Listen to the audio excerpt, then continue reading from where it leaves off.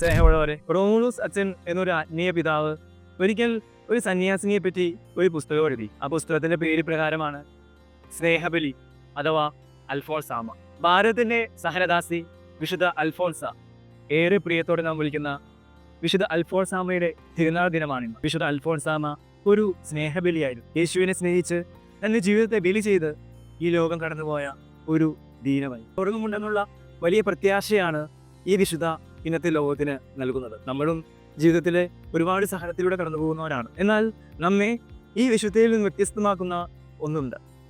അത് സഹനമല്ല, മറിച്ച് സഹനത്തോടുള്ള നമ്മുടെ മനോഭാവമാണ്. നമ്മുടെ സഹനങ്ങളിൽ അല്പസ്വല്പം സ്നേഹം കൂടി ചേർത്താൽ വളരെ ഭംഗിയായി സ്നേഹിക്കാമെന്ന് ഈ വിശുദ്ധ നമ്മെ ഓർമ്മിപ്പിക്കുകയാണ്. അവസാനമായി, സ്വർഗം വിലയ്ക്ക് വാങ്ങാവുന്ന സ്വർണ്ണ നാണയങ്ങളാണ് സഹനങ്ങൾ. വിശുദ്ധ അൽഫോൺസാമ വഴി നല്ല ദൈവം നമ്മെ ഓരോരുത്തരെയും അനുഗ്രഹിക്കട്ടെ. ആമേൻ.